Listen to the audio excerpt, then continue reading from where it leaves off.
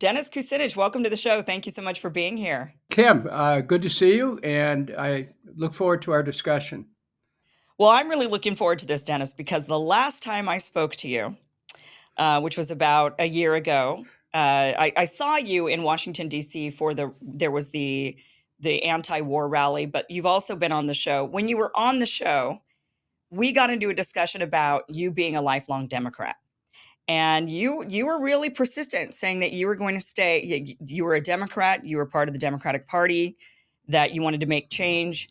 And now here you are, Dennis. A year later, you are running as an independent for Congress. What happened?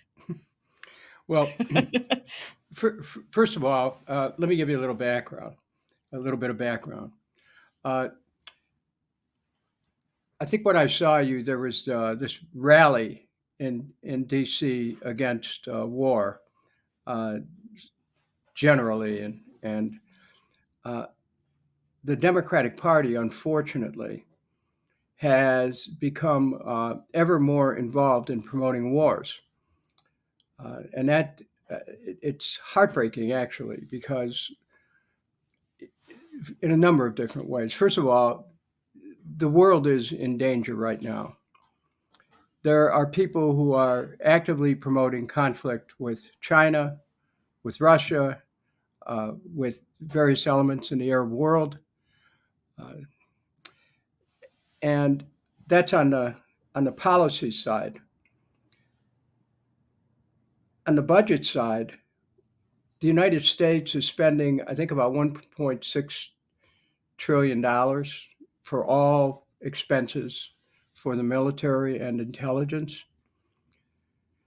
We're wasting the lifeblood of this country on militarization, on war, and we're taking this country in the direction of destruction from within and from outside as well.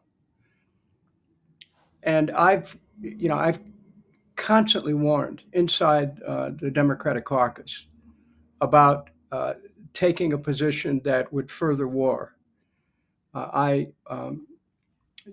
during Iraq, when I ran twice for president, um, because I was very concerned that we had been led down the pike on attacking a nation that had nothing to do with 9/11, and that we were killing at that time hundreds of thousands of people, innocent people.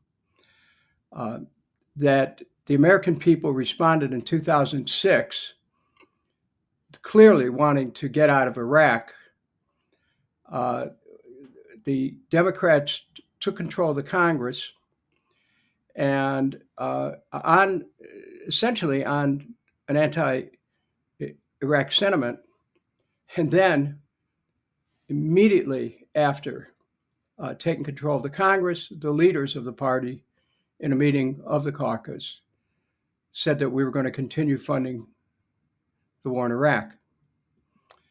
Uh, this predilection, this penchant, this dedication to war has no place in partisan politics, and yet the Democratic Party has furthered that. Maybe not everyone in the Congress, but certainly overwhelming number, even to the point where uh, people who were advocating taking a more peaceful approach were chastised.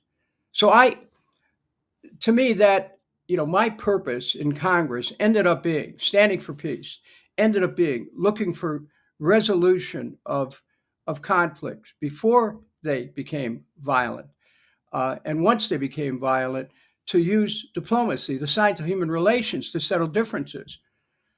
But this dedication to war, which some could say is bipartisan, has jeopardized our nation.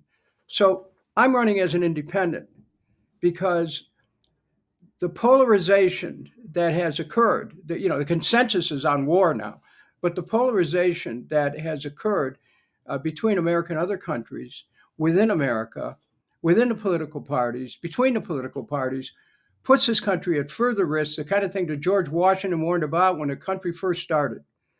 Uh, Watch out for these factions. Watch out for this kind of thinking he didn't say it, but groupthink that puts us on a path towards consensus over destruction. So I'm Yeah. running as an independent because, first of all, I can win this race as an independent. Uh, I'm running as an independent because I think it's time to put the country above party. So you're running against, as an independent, you're running against, I would imagine who's got the seat now that you're running for? Gee, I don't know. What's the name? No, it's Representative Max Miller. Max Miller. Is that a Right. Democrat or a He Republican? he is a Republican. Okay. He became very well known after October 7th when he said, "We," not really defining who we is, are going to turn Gaza into a parking lot. Wow. Okay. And I mean, you could just type in Max Miller Gaza parking lot, and you'll see his statement. And then he went on to say that advocating uh, clearing the land, which means ethnic cleansing.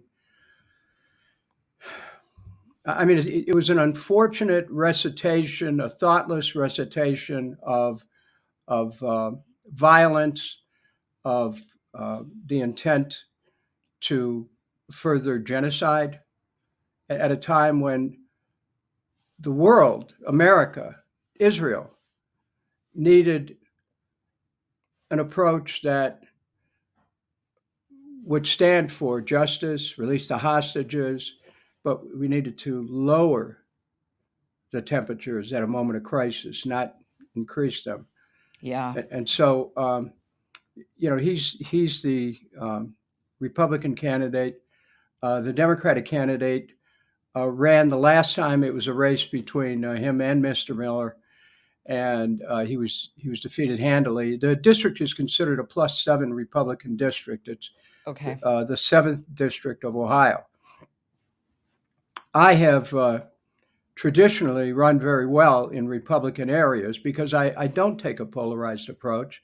I don't attack people for the party they belong in. I don't attack people for their particular ideological persuasion, unless they're, I mean, under any circumstances. I try to find ways of uniting people because my outlook on life is that I see the world as one. I see the world as interconnected and interdependent, and that human unity is the underlying truth.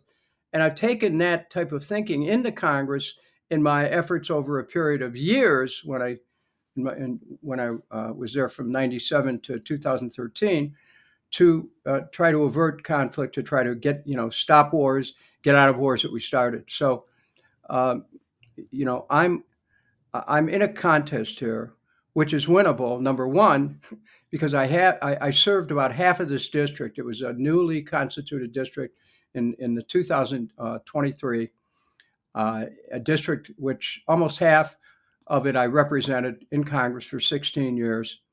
So I have a base. I have the name recognition. I have a dynamic campaign organization. We are raising money. People can go to Kucinich.com and help our campaign in any way you want. But we are, we have what it takes to win this race. And Kim, if I'm able to win, and nothing's guaranteed, but if I'm able to win, then there is a chance I could win. Yeah. I could very well be the only independent in a closely divided Congress. Right now, there's said to be a single vote separating the two parties, and therefore, on behalf of the constituents of the 7th District, and on a broader issues of war and peace, on behalf of the American people, I could be in a decision-making position as a swing vote in the Congress, and I would certainly use that to, in furtherance of the social and economic rights of the people I represent, but also in terms of trying to help our nation take a new path away from a dedication to war and towards rebuilding our economy here and protecting our basic freedoms, because that's another issue in this election. Our Constitution has been steadily undermined Hmm. by the cooperation between government and the corporate state. And I have warned about that years ago when I voted against the Patriot Act. But I can tell you that that's another big issue in this race. How do you think it is that we've become more warmongery over the years? It seems like after 9/11 and the mistake of invading Iraq, that the country, and especially after now with pulling out of Afghanistan, 20-year war there that ended up with zero result. What do you think? You would think that people would say, no more of this. We're tired of it. We need to rebuild our country. But instead, we're picking fights with even bigger enemies. I mean, we're saying, oh, okay, let's go after Russia now and China. I mean, Russia's, I guess, always been one that we've always tried to pick a fight with in proxy wars. But but China, I mean, that's really seemingly nuts. Why do you think we have become more and more? Why haven't we learned? Well, war's a business. War's a racket, as General Smedley Butler famously said. Um, there are people who have made enormous profits from war. They have political influence. And unfortunately, the media in this era of clickbait, the more you can induce fear, people click, click, click. Right. They want to follow the story.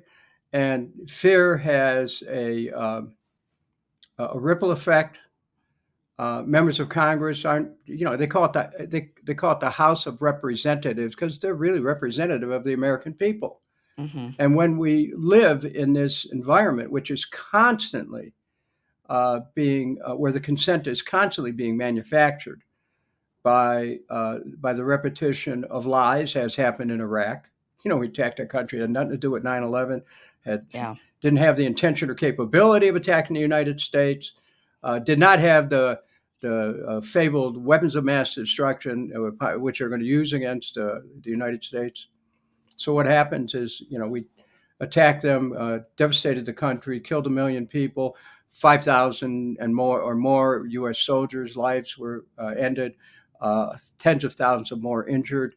Uh, the cost, depending on who you talk to, anywhere from $3 to $5 trillion, total of $8 trillion with all the wars since 9/11.